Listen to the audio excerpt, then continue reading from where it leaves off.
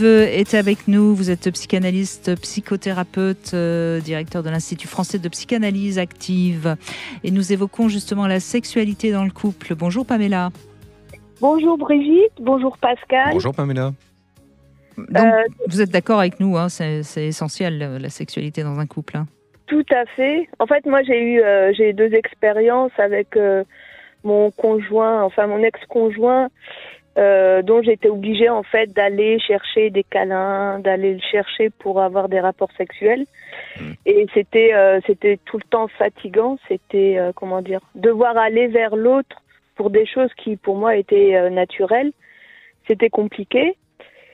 Et j'ai remarqué en fait que dans la sexualité, comme on est dans la sexualité, on l'est aussi dans la vie. Ouais. Et actuellement, je suis avec une personne qui, en fait, on est tout le temps collés l'un contre l'autre quand on est ensemble. On se ressource en fait dans les bras l'un de l'autre.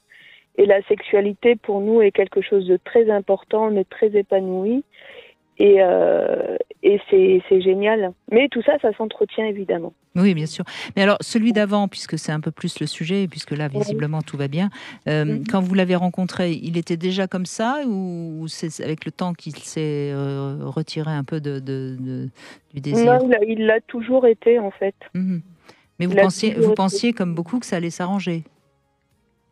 Oui. Oui, je pensais que ça allait s'arranger. Grave erreur. Ça se dégradera plus tôt que ça ne s'arrangera, la sexualité dans un couple. En fait, comme c'était mon premier homme avec qui j'ai couché, je pensais que ça venait de moi, que j'étais trop sexuelle, que j'étais presque une obsédée sexuelle. La culpabilité de la femme. Elle n'a pas le droit d'avoir une libido plus forte que l'homme. C'est ça. Et la pire des choses, en fait, c'est que je ne pouvais pas lui faire de chantage sexuel. Alors que toutes mes copines pouvaient en faire à leur mari. Du chantage sexuel, ça veut dire quoi? Oui. Ça veut dire, si je sais pas ce que je veux, je coucherai pas avec toi. Ah ouais, d'accord. Oh, bah alors, c'est quoi C'est bien un truc de femme, ça. C'est quoi cette théorie, mes copines pouvaient obtenir tout ce qu'elles voulaient. Non, moi, elles ont rien. Alors, elles ont rien compris. Ce qu'il faut faire, c'est faire l'amour et après l'amour, demander ce qu'on a envie. C'est après l'amour, c'est pas avant l'amour. Non, surtout pas. Quand ils sont dans le repos du guerrier, vous obtenez tout ce que vous voulez. Mais c'est pas avant, enfin, parce que sinon c'est du chantage. Vous passez pour une manipulatrice ou une femme intéressée, vous avez rien compris. Vous êtes sûr que toutes vos copines, avec toutes vos copines, ça fonctionne? Parce que moi, vous me faites ce genre de choses, vous avez les valises dehors direct. Hein. C'est vrai? Bah, attendez, c'est désagréable. C'est rien de pire pour un homme. Ça s'appelle. Et puis je vais vous dire, ça s'appelle une pute. Excusez-moi. Hein. J'osais pas le dire. C'est les putes qui se font payer avant, enfin, et c'est les femmes du monde qui se font payer après. Ah, d'accord. Belle citation, ça va le retenir. Vraiment, je suis ravie d'avoir participé à l'émission. Bon, en tout cas, c'est bien. Bon. Donc là, vous êtes en pleine communication charnelle, hein, c'est bien. Mais encore une fois, vous voyez, je crois que c'est vraiment important de comprendre que lorsque on rencontre quelqu'un qui n'est pas spécialement porté sur la chose, hein, expression qui date de je ne sais combien de siècles, ça s'arrangera pas. Après, on peut se dire, ça me va très bien, j'ai une libido, moi, une fois par mois, ça me suffit, et pourquoi pas. Hein, moi, encore une fois, je suis pas pour je pense pas qu'il y ait une norme sur le nombre de rapports sexuels qu'il faut avoir dans un couple. Mais je pense qu'il faut absolument qu'il y ait à un moment donné cette rencontre qui efface tous les petites rancœurs. Il ne faut pas être dans la quantité, en fait. Et par rapport aux normes, par rapport aux chiffres que je citais tout à l'heure, il faut s'en détacher un peu. Hein. C'était pour imager un tout petit peu ce qui se passe dans la société. Mais le principal, c'est d'avoir une sexualité qui est totalement épanouie. D'accord. Mais ce premier homme, il aimait pas le sexe ou bien il avait moins de désir que vous? Il avait moins de désir que moi. Oui. Parce qu'il en avait vraiment moins. Et puis comme j'étais amoureuse à l'époque, moi quand je suis amoureuse, il faut que je me colle à la personne et lui me repoussait en fait. Mhm. Et Oui, même lui, quand il se j'étais sentait au lit, envahi en fait c'est par. ça, oui. Ouais. J'avais trop d'amour pour lui. J'ai eu une consultation comme ça, effectivement. Vous résumez bien les choses. Où la compagne, je ne sais plus s'ils étaient mariés, en tout cas sa compagne avait une libido beaucoup plus forte que lui. Lui, il aurait pu se satisfaire de 3 relations sexuelles par mois, etc. Et donc, alors, il trouvait des astuces Il allait se pour coucher plus s'échapper. tard. Ouais, c'est ça. Enfin, il avait d'autres activités, etc. Mais il y avait la question de l'amour qui était fondamentale, néanmoins, dans le couple. Mais effectivement, pas la même quantité, pas le même taux de désir et de libido.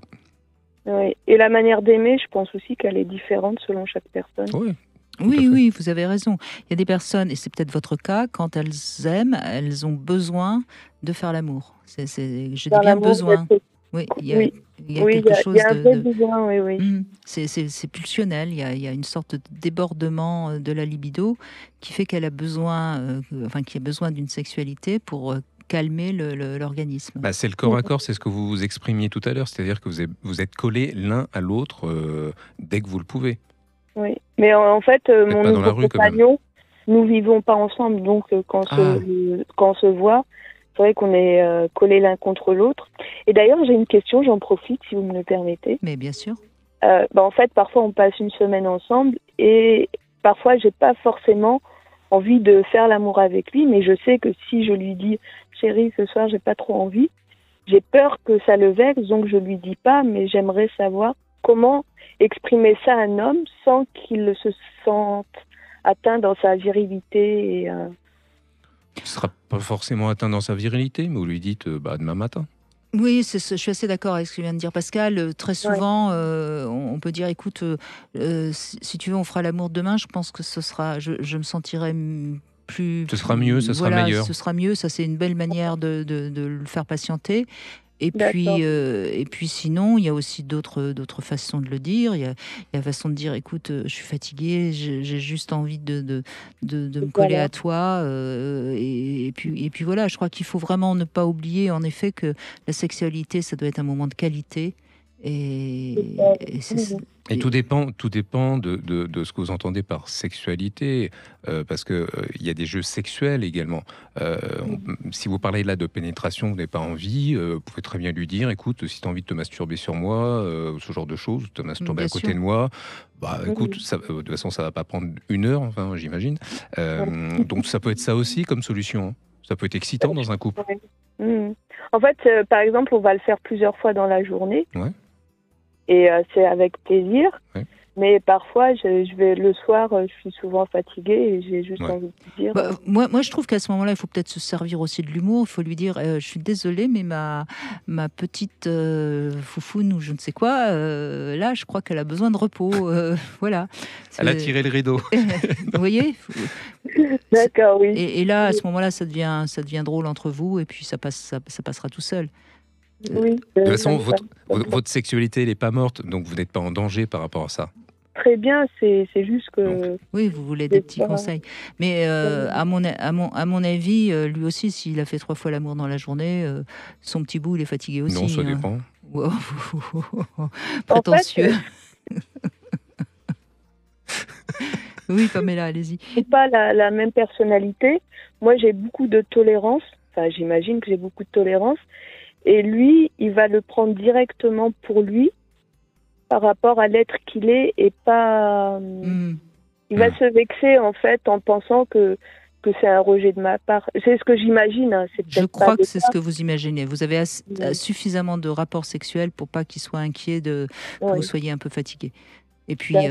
Je pense que vous posez trop de questions là. oui, franchement, Tout à fait, ouais. affirmez-vous un petit peu et il n'y a pas de problème.